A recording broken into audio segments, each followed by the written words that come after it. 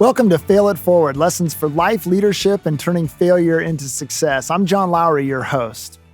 One of the true tests of every leader is how that leader responds in a moment of crisis. Crisis will be something that ultimately is inevitable. It will be part of a leader's journey. But crisis presents great opportunity in addition to also posing some real danger. We are pleased to have Ron Roberts with us to help us think through how to manage a crisis in a strategic way, how to make really good decisions, how to pull together a team that together can help the organization not only survive, but thrive in the midst of a crisis. Ron is a crisis communications expert, the managing partner of DVL Seigenthaler. He will give us some very basic things that we need to remember in that first hour of responding to a crisis. He will also share with us the value of having a bank of goodwill and how to leverage it in a strategic way. So let's jump right into this conversation with Ron Roberts. Ron, we are absolutely thrilled that you're here today. Thanks for being with us on the Fail It Forward podcast. Well, I'm glad to be here. Thank you for having me. Let's jump right into this moment because I think it's a moment that everyone's going to experience at some point in their leadership journey where all of a sudden something happens, something gets revealed, something doesn't go right. Perhaps it's something to where there is conduct that creates a challenge, or it could be just something that is circumstantial in terms of an organization or leaders finding themselves in the crucible of a crisis and knowing that every moment, every action, every word is going to make a difference in terms of how the crisis is managed and ultimately what will come from the crisis. So when you get the telephone call, and unfortunately there's been moments where I've been part of these calls, reaching out to you. But when you get that telephone call that says, Ron, here's what's happened, what do we do? Talk to us about that first thing that you ask people and challenge people to start thinking about as they respond to the immediate crisis at hand. Okay, the first thing I do is tell them to go against their instincts. Your instincts are to go, yeah, something's going crazy. That's natural, right? Yes, that's natural. But I try to tell people to get away from that. Okay. The first thing I tell someone in a crisis is to take a deep breath. Because when we take a deep breath, it forces us to slow down. Yeah. In most crisis situations, and you can pretty much pick any crisis situation that you're aware of, the first information you hear is usually 99% of the time incorrect. And that's because everyone gets in a rush. We're trying to get word to the media. We're trying to get word to our customers. We're trying to get word to our shareholders, our stockholders. And so we're constantly in a hurry to get information to those audiences.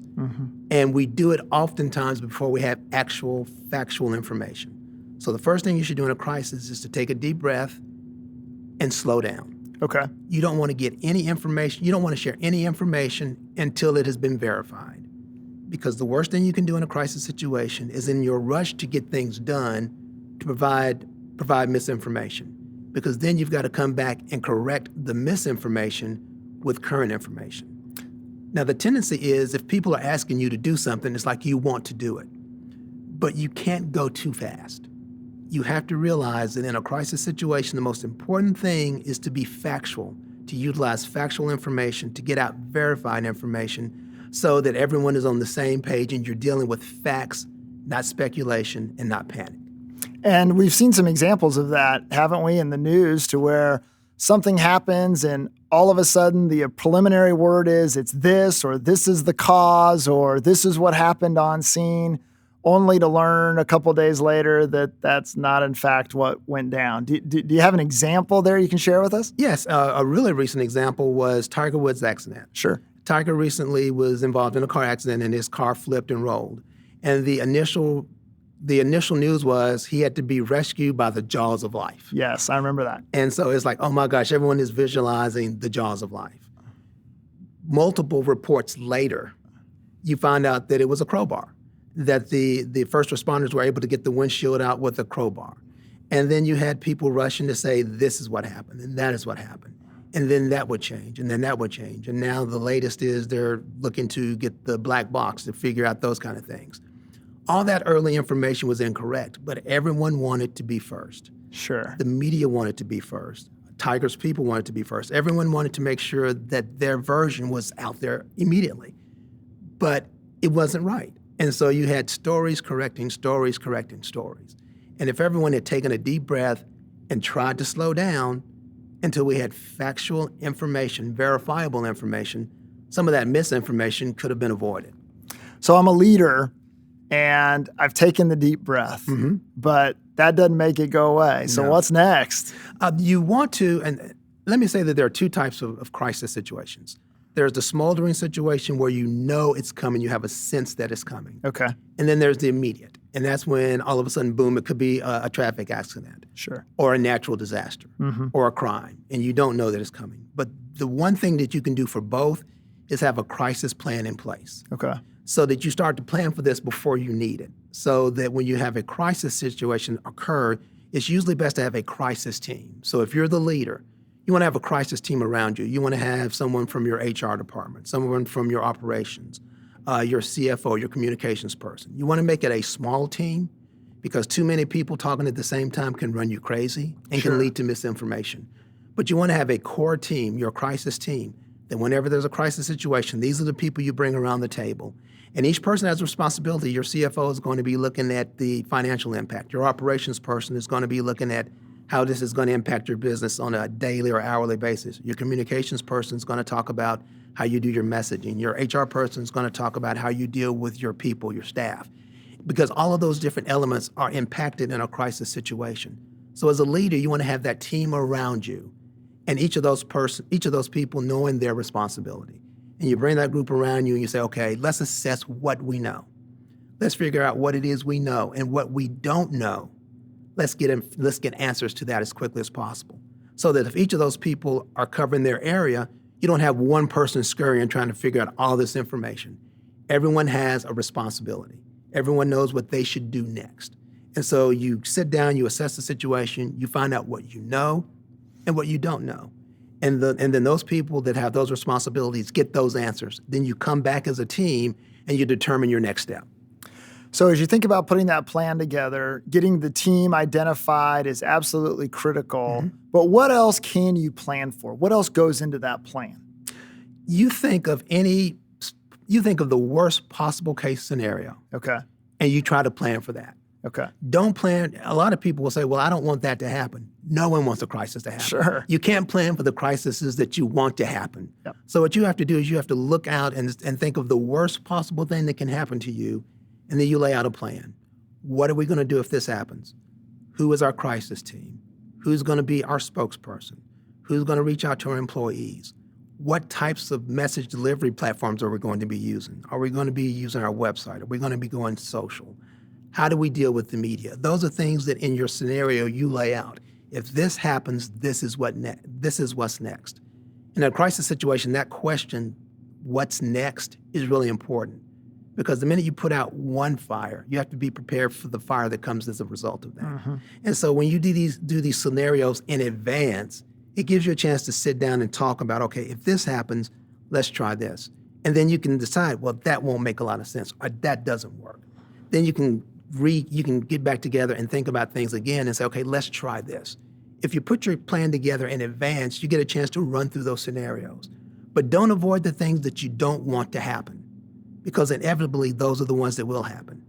And in a crisis situation, they rarely happen when you want them to happen. That's why they're called a crisis. Sure. I've received crisis calls during basketball games. I've received crisis calls during church. I've received crisis calls when I'm asleep. And you have to know in a crisis situation, you have to be able to wipe the sleep out of your eyes or put your TV on pause and start to focus. Go to work. And so if you have that plan in advance, it allows you to do that so that you know who's responsible for what and what those next steps need to be. Because in a crisis situation, it comes at you so fast and so furiously. The more planning you have in advance, the better you will be. And I think some of this is probably circumstantial, and probably the answer is it depends. But where do you encourage leaders to prioritize in terms of all the things that are coming at them in the midst of a crisis? Where do you ask them or have them think about prioritizing in terms of the first things to take action on, the first things to respond to? How do you help them prioritize those things? It depends. Of course, yeah. When I said we sit down and assess what we have, Okay, that's when you look at it and say, okay, what is our most important audience? gotcha. Is it our employees? Is it our customers? Is it our shareholders? If it's a natural disaster, is it safety? And so you have to assess what are the most immediate needs. I will tell you that one area that often gets overlooked is your internal audience, because we're so quick to try to take care of those external audiences, we forget about our internal audience. And what happens in a crisis is a lot of times people know your employees, and they're going to reach out to your employees and say, what's going on over there? And if they don't know, Yeah, that makes you look bad and it makes them feel bad. sure. And so one of the audiences that I always stress is we've got to look at our internal audience. Okay, Because each of those people know people who know people who know people. And that becomes a network. And we need to make sure that our employees know the facts, know where we stand as a company, and know what we're supposed to be saying and what we're not supposed to be saying. And so that internal audience is always important. In a natural disaster, a lot of times it's about safety. You know, a couple of weeks ago, we recognized the anniversary of the tornado. sure. When a crisis like that hits, safety is first and foremost. You want to make sure that you're taking all the precautions necessary to make sure that the people in your place, in your environment, in your area are safe. So in a situation like that, safety is the number one priority.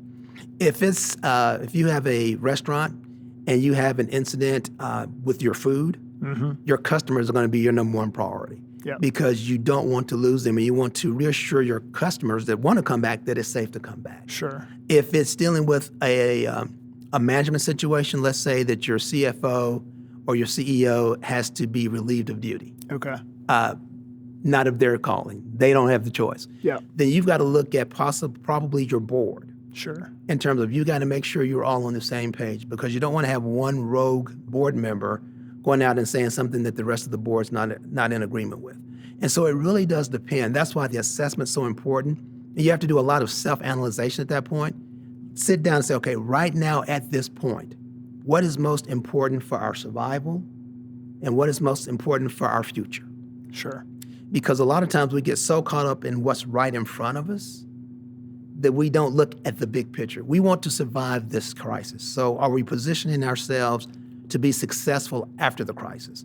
And a lot of times it's easy just to focus on what's in front of you. But if you lose sight of the big picture, that could be dangerous. Yeah, I want to get back to the corporate and organizational in just a second, but I want to pause here and have you speak to individuals for just a minute. In my experience, I see folks that sometimes are a little slow to react or a little slow to understand the gravity of a situation, and so they don't move quick enough. But I've also seen people who've done just the opposite, to where they're moving so fast that they become a management problem in the midst of the crisis because they're just so eager to do this and say that and get this done and fill in the blank. And so talk a little bit about, as a leader, whether you're the leader or you're on that crisis management team, talk a little bit about how it is that you can contribute in the most effective way, helping an organization move through such a moment. Okay, I'll start first with if you are the leader. Okay, great. You have to be calm. Okay. You cannot, if they see you going crazy, they're going to go crazy. So Gotcha. if you are the leader, you have to remain calm. You have to remain in control. In control of what you can. Sure. Now, you also have to be self-aware as a leader. And some leaders are really good. They know their strengths and their weaknesses, and they realize when they need help and when they don't. So you have to really know who you are as a leader. These are my strengths, these are my weaknesses, and play up those strengths and get help for those weaknesses. But as the leader, you've got to remain calm, and you've got to be thinking the question I mentioned earlier about what's next. Yep. As the leader, you're the one driving that what's next. Okay. You're the one that tries to keep everyone on focus in terms of, okay, blah, blah, blah, blah, blah, blah, blah, what's next? Yeah. If we do this, that helps here, but what's next? So as that leader, you've got to be the one that in the midst of the crisis, have the vision to look at what's in front of you and then look at what's next. Gotcha. And you have to do that in a way that you're calm, because they will follow your lead. If you're calm, they will slow down. But if you're in a hurry and you're panicked, they're going to try to keep up with you. and then you've got a big mess. Yeah. If you're one of the leaders, not the leader, but you work with the leader, Yep. you need to know your leader well. Okay. And you need to know his or her weaknesses. Gotcha. And you need to be prepared to help them with those weaknesses. If you've got a CEO or a leader that is very strong-minded, this is what's going to happen, and this is why it's going to happen, and because I say it's going to happen. If you know that's their makeup, what you've got to do is you've got to be able to go to them with facts. Okay. You've got to be able to go to them and say, if we do what you suggest, we just need to be prepared to handle this. Mm-hmm. If you go into this at this rate of speed, let me just share with you what would happen if we do that. If you've got a hard-charging, this is what's going to be done, I'm in charge leader, you've got to be able to come to them with facts. If you go with them with maybes, or if you go with them with thoughts, because they're that leader, they're going to say, I know this, I've done this. You've got to be able to go to them with facts. If you've got a leader that tends to need to be prodded a little, or tends to be slow, and tends to, let's really, really, really evaluate this to the point of you've evaluated it too much, you have to be able to go to that leader and say, the evaluation process is really great. However, I think we need to do these steps first. And so what you do is you lay out a program, or you lay out a plan, or you lay out a pattern that allows them to get to where they need to, but you help them get there quicker. In other words, you say, okay, I know you want to analyze this. This is step one. Uh-huh. This is step two. This is step three. We need to do these 3 steps in the next 30 minutes in order to reach your goal. And so we have to be able to, with those groups, is to lay out, help them lay out a plan and show them the importance of moving quicker. Or say, if we don't do this by this point, we're going to be in trouble, and this is what can happen. But you've really got to know your leader. It's a lot like I tell people, when you're in college, you learn to read your professor. Sure. Usually in that first week, you know if this is someone that's going to be hard, if it's someone that's going to be fun, if it's someone that's going to, you got to take a lot of notes, you learn to read that professor. When we're dealing with our leaders, we need to learn to read them the same way. We need to learn what makes them tick, what they like, what they don't like. We need to know that internally, so that if we are in a crisis situation, we can rely on that history, on that information to help us work with them and to help us all be successful. So can you give us an example or paint a picture of a leader that has responded well, not just tactically to the crisis, but responded well in terms of leading others through the crisis? Okay. I think, without using names, I've worked with people before that the first thing they do is they get everybody in the room and they say, okay, this is what we're going to do. Mm-hmm. This is going to be our process. And they reiterate what everyone's role is. Even though people are in a hurry to get moving, they say, this is what we're going to do. This is our process. This is our role. And then that leader basically makes sure everyone understands that role. Okay. And he or she is intently involved with each of those people, not doing their job for them, but being in the mix. That person, in the situations that I've worked with, they also remember their people. They really put their employees first. I've been involved in crisis situations where it's something that everyone wants something to happen now. And the CEO has said, before we do anything else, we're going to make sure that we reach our people. No one says anything to anybody outside until we tell our people first. Mm-hmm. They need to know this. Yeah. No matter what, no matter who's calling us, no matter what, if the president of the board is calling, we want to make sure our people know first. In crisis situations, compassion is important. Mm-hmm. And sometimes because we get in such a hurry, we forget about that. The leaders that handle crisis situations well remember compassion. Wow. Whether it's for their employees or for the victims or for their customers, they have compassion. Because all too often, we forget about that. Sure. It becomes a business situation or a business concern. So the good leaders in a crisis situation, they have a sense of compassion. They don't lose their humanity. Mm-hmm. And that's easy to do when you've got bullets flying all around you. They do not lose their humanity. And they make sure that their team doesn't lose theirs as well. The good leader in a crisis is an anchor.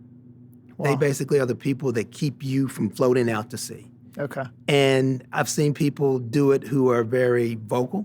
I've seen people do it who are very reserved. But their actions speak. And what about moments where the leader or the leadership team is or has caused the crisis? How do you manage those moments where these are the people that have to work the organization through it, and yet at the end of the day, it's, one of their decisions or one of their actions or something that has become the crisis? How do you manage that differently? Well, it's a reality check. Okay. That's the first thing. And a lot of it depends on the question you asked earlier, if it's the leader or one of the leaders. Okay. In either situation, you have to sit down with the leader and say, here's where we are. This is what's happened, and we're responsible. Yeah. We have to acknowledge the fact that we're responsible. Mm-hmm. So we start there. We start by acknowledging that we're responsible. And then we lay out a plan. One of the things that is so valuable in a crisis situation, if it's a crisis that we started, is I'm sorry.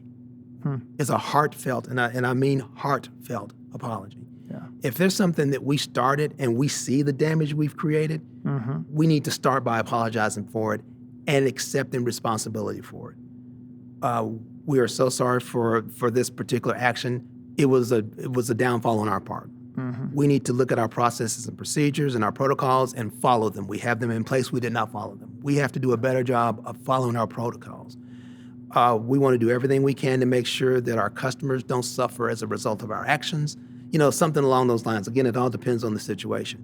But you've got to start with the person at the top and make sure that he or she realizes that we're responsible. And because we created this mess, we've got to fix this mess. And sometimes that means making some very difficult decisions. At that point, you have to have compassion, but at that point, you really need to look at the bottom line and the facts. You and I could be best friends, and I am your CFO, and I have embezzled, and I may have had a reason for embezzling. I may have had a sick child or financial problems. Okay. And you and I have known each other since high school, and you're my go-to, I'm your go-to. But we find out that I was the one that did this. As the CEO, you've got to make that tough decision. Yeah. You've got to look at, is keeping me on board worth the damage that would be done to your company? Is it worth the damage? Is it worth what you will look like to your employees who will find out? Sure. And they will say, so you're covering for him. Is it worth that? Those are tough decisions. Another tough decision is if you're a big company and you've got a customer that is accusing you of something you know you didn't do. You know you didn't do it. You know you didn't do it.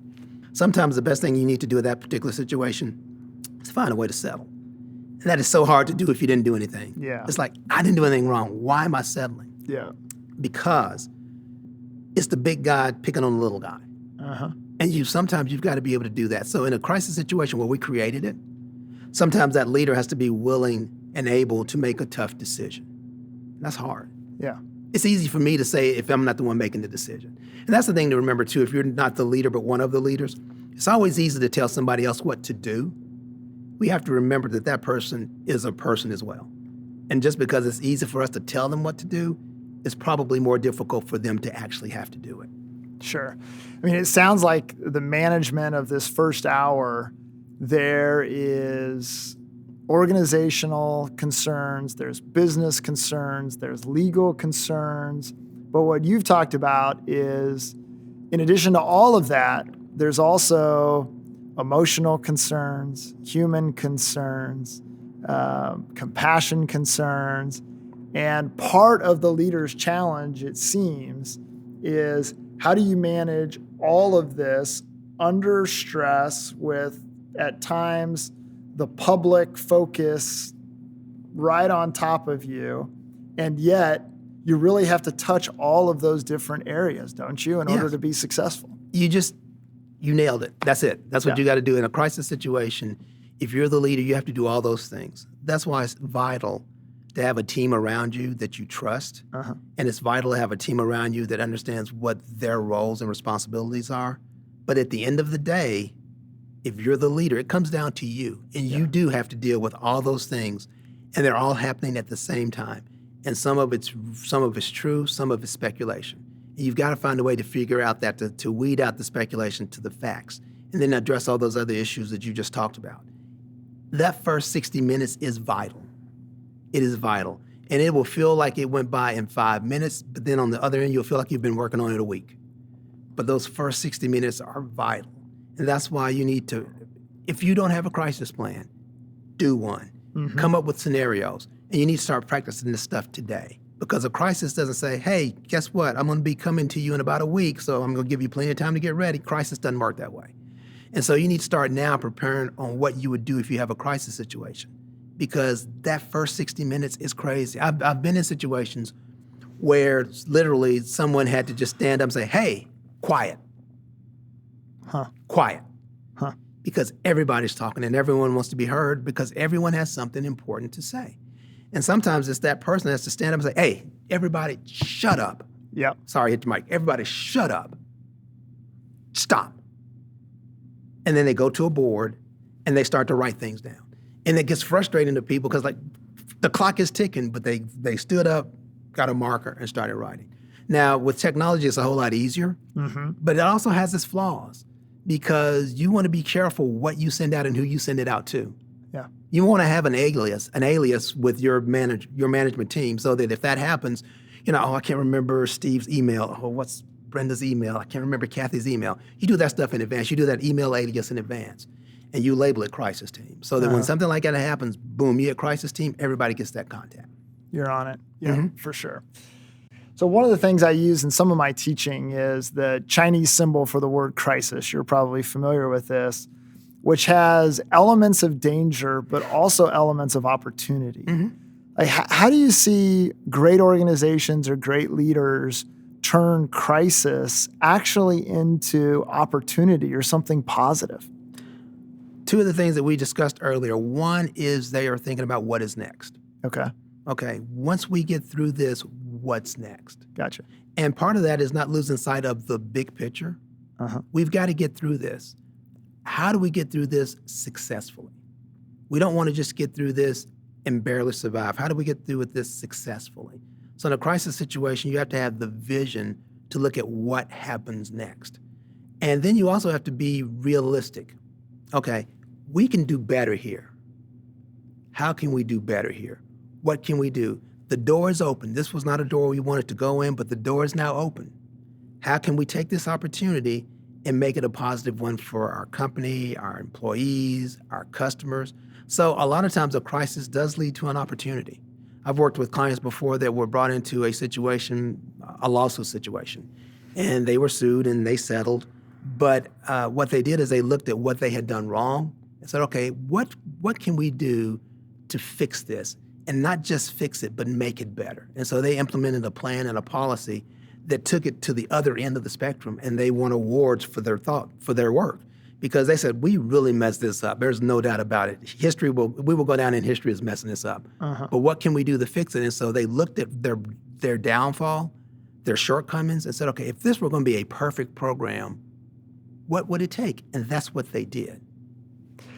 One of the things that is interesting to me as we just kind of step back and look at society, and especially look at society react to different failures, different crises, different issues that emerge, there are some things that absolutely blow my mind in terms of how forgiving society is. And then there are other things that it kind of blows my mind that society is not more forgiving. And I think a lot of it has to do not with what's happened or what's occurred, but a lot of it has to do with the response. Can you talk a little bit about how do you get back into good graces with people when you've done something to violate a moral standard or to do something that breaks down trust or something that is an ethical failure? Talk a little bit about how is it that you generate this notion of grace and forgiveness in the communities that you serve and the communities around you? We often call that going to your bank of goodwill. Okay. Hopefully you've built a bank of goodwill with your customers and your clients throughout your career. It's a lot like being a child. If you do your chores and if you do everything you're told and you go to bed on time and you do whatever your mom and dad tell you to do, you do it.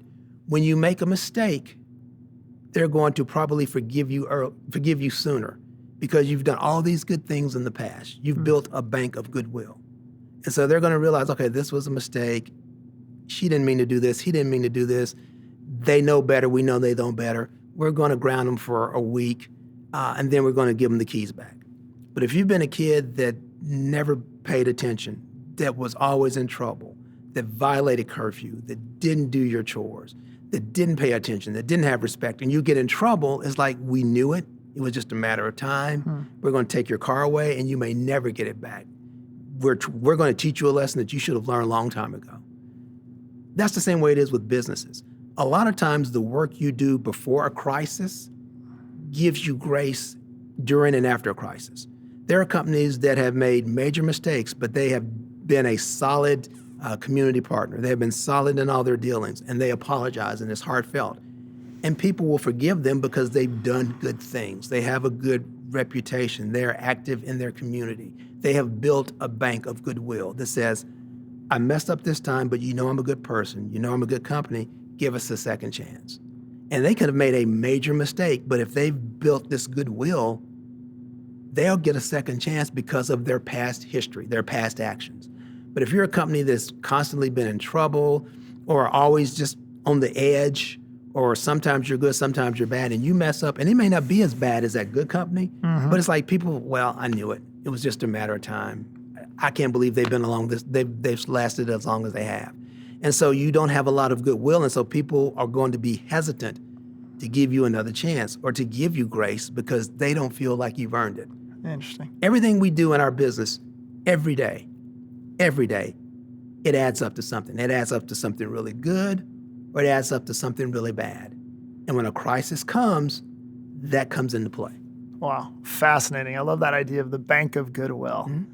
So one of the things that's changed probably over the last decade, I guess, is you now have social media, which is a real challenge when managing a crisis because you don't control the communication channels and who gets to communicate and to whom anymore. Talk a little bit about the impact of social media and how do organizations use social media in the midst of a crisis in a positive way? The thing that's interesting about social media is everyone is an editor. So if I have an issue, I can go on I can post something, 4 other people like it, 8 other people like it, and all of a sudden it's fact. Yep. Because I had an issue. I may not like your brand of water, and so I'm going to say, I cannot believe you're drinking that water. It's the worst water I've ever seen. 3 people agree with me. Another 3 people agree with me. All of a sudden, if I own that water company, I'm like, we got a problem. Ronald didn't like our water, and now thousands of people don't like our water. So it does make it a challenge and a crisis situation because you don't know where it's coming from. Yeah. When you're dealing with traditional media, you know where it's coming from. You can turn on the TV, you can pick up the newspaper, you can go to their website, you know where it's coming. But with social media, you never know. And so there are a couple of things about social media to keep in mind. If 3 people have a problem with your product, that's not necessarily a crisis. Okay. If 8 people have a problem with your product, that's not necessarily a crisis. Now, a lot of it depends on the situation, but a lot of times companies react to a crisis and it's not a crisis yet. You've got 20 people who are dissatisfied and they've gone social and they get up to 40 people. And all of a sudden, like, oh my gosh, we've got to do a response. This is out of control. It's out of control. I've had people come to me and say, we've got a situation out of control and we've got to come up with a message. We've got to come up with something to combat this and we got to do it now. And I'll say, okay, just can you tell me how many people, how many posts, how big is the audience? And they, well, let's see. I say, yeah, let's see how many it is. And so they'll come back as 40 people. That's not a crisis. So when dealing with social media, one of the trickiest things for a company is to realize when you need to respond. Okay. Because sometimes if we respond too soon, we give the crisis or the potential crisis weight that it wouldn't have. Because all of a sudden, if I'm disliking the water and all of a sudden the water company is reaching out to me, I'm like, oh, wow, I've got their attention. Yeah. I'm going to take this to the next level. So when dealing with social, you really have to make sure that you know when to engage and when not to engage. So that's the first thing. The second thing is how do you engage? Sometimes the best thing is to go directly to that person. Directly to that person. And you go offline and say, John, we understand you have some issues or some problems. We'd love to talk with you offline about what that is. Yeah. And then be genuine about that. And then maybe you can turn it. But if you can't, then you acknowledge what the issue is and you move forward. A lot of times it's coming up with a statement. And it can't be your news statement. because that's the thing with media. Social is different than print, which is different than broadcast. So you can't send out a statement on social because it will look like a statement. And it looks like, oh man, here comes the corporate group again. You have to be able to speak in a way that the social audience understands and respects. And a lot of that is just being honest. It's just being honest as you legally can. Yeah. But from a social standpoint, you have to be able to relate to your audience. And hopefully you have someone within your company on the communication side or the marketing side that manages that, and they have a sense of how to communicate with that audience. And so sometimes you're sending that message out to that audience and saying, okay, hey, here's the reality. Here's what happened. Or we'd like to point this out to you. But you want to be careful how often you do that. But when you do it, you've got to be genuine and real. And you've got to speak to them in a way that's different than speaking to a TV anchor or a newspaper editor. Yeah, I'm always fascinated when organizations get criticized for what people on social media would call PR speak. Like here, they drop the PR speak on us, and then they just hammer away, and it gives it another life cycle in terms of going through all that. Go back to something you mentioned, and I want to ask very practically, what are the criteria that you give leaders in terms of a warning system to be helping them make that decision about, is this a crisis or is this not a crisis? You know, the first thing, and this is, I'm not sure how professional this is, but it's listening to what's going on in your building. A lot of times you can hear people in the building talking about things that you have no clue that's going on. But a lot of times you can find out by listening to your employees. Another thing is you monitor your industry. Because if I'm in the banking industry and all of a sudden I see a lot of stories about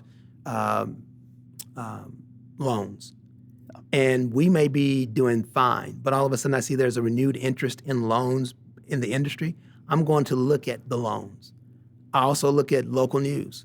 And if there's a story that's beginning to gain a lot of prominence that multiple stations are doing, I'm going to say, okay, if that's something that we do, we need to look at how we're doing that.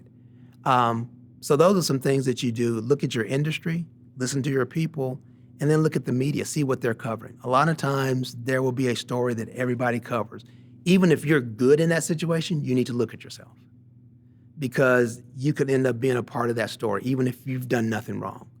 But it's really just being attuned to everything that's going on around you. And I'm gonna go back to having a leadership team that you trust, because hopefully those people are doing the same thing in their area, in their department. So they can come to you and say, okay, this is a story that's beginning to bubble up. We may need to look at this. And then you bring that group together and say, okay, this hasn't happened to us yet, and it may never happen to us. But let's talk about what we would do if it did. So it's monitoring the things around you. That's great.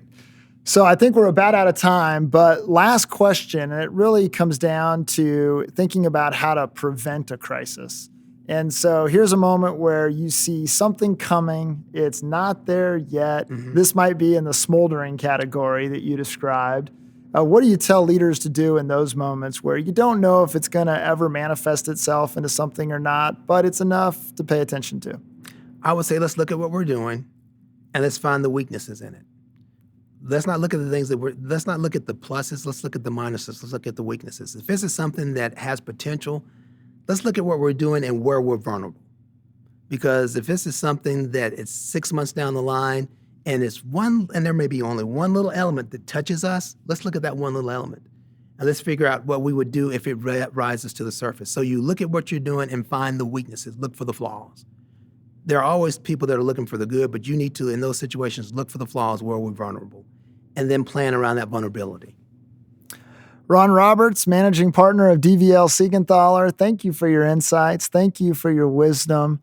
I'm sure that the people that are listening in their next moment of crisis, hopefully they'll think back to this and they will find some things in this particular hour that we've spent together that can be helpful in helping them navigate whatever it is that they're having to deal with on that particular day. So thanks for being a part of this. Everyone, we wish you the very best.